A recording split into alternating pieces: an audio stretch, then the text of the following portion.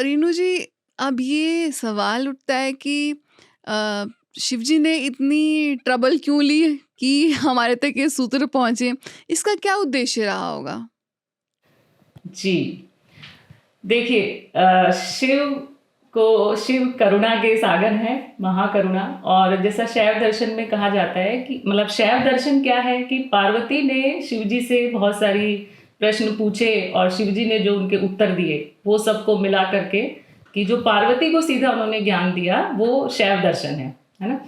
तो यहाँ पे इसका इसमें अब शिव सूत्र में क्या बताया गया है, क्या लिखा गया है कि अपने सत्य को जानने के उपाय, है ना। सत्य, मेरा सत्य क्या है, इसका मतलब जो अभी संसार में जो हम लोग समझ रहे हैं, जो लोग समझते हैं शरीर को या मन को या इस संसार को जैसा समझ रहे हैं, इसका मतलब वो सत्य नहीं है ना। वो सच नहीं है, वो क्या है, इल्यूजन है। तो जो भी स्पिरिचुअलिटी में हम सब लोग ये जानते हैं, तो ये अगर इल्यूजन है तो सत्य क्या है वास्तव में, इस शरीर का सत्य क्या है, इस माइंड का सत्य क्या है, ये जो मुझे दिख रहा है इसका सत्य क्या है। तो इस सत्य तक पहुंचाने के लिए ये सूत्र या कहीं संकेत या हिंट जो भी हैं वो इसमें लिखे गए हैं और 3 तरह के उपाय बताए गए हैं।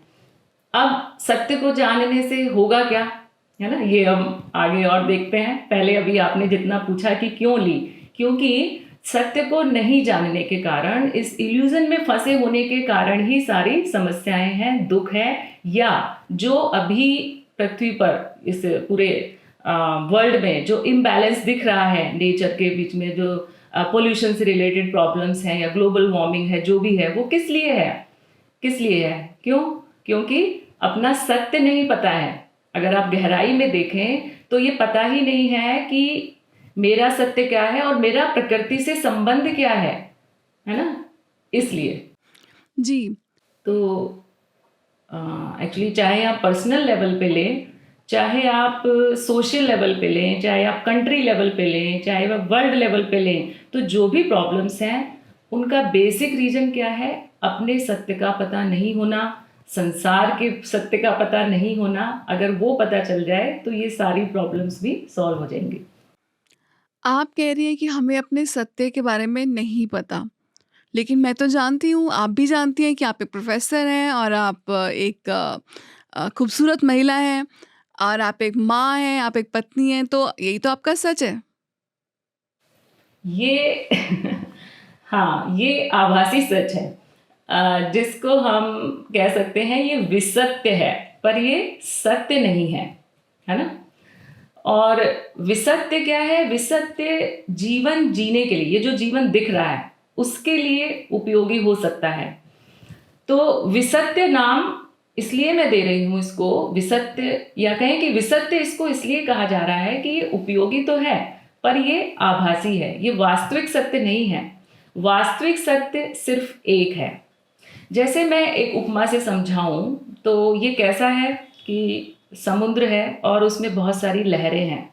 तो जो लहरों का आकार है, अलग अलग तरह की लहरें दिखाई दे रही हैं या उसमें और बूंदें दिखाई दे रही हैं, जो भी झाग वगैरह उठ रहे हैं, वो सब क्या है, सिर्फ शेप्स हैं। तो ये जो भी आप कह रहे हैं कि मैं एक प्रोफेसर हूँ या एक महिला हूँ या माँ हूँ या बेटी, ये सब क्या है, सिर्फ वो शेप है। वास्तव में मेरा सत्य क्या है, जिससे वो लहर बनी है, यानी पानी ना। ये उपमा है समझने के लिए। तो इसकी तरफ सबकी दृष्टि है, लहरों के आकार की तरफ, कि वो छोटी है कि बड़ी है, कि कब उठी तो कब गिरी, कितने समय तक वो रहेगी, ये सब का एनालिसिस ये सब लोग करते रहते हैं। लेकिन जो तत्व है यानी एसेंस है जिससे वो लहर बनी हुई है, वो सत्य है और उसको कोई नहीं जान रहा है। जी, तो हम हमारा जो तत्व ज्ञान है, वो हमें शिव जी देने की कोशिश कर रहे हैं अपने सूत्रों से। पर हम तो सभी एक ही तत्व के बने हुए हैं। हाँ, तो एक ही तत्व है सबका। यही तो बताने की कोशिश है कि जो सब लोग अपने को अलग अलग समझ रहे हैं।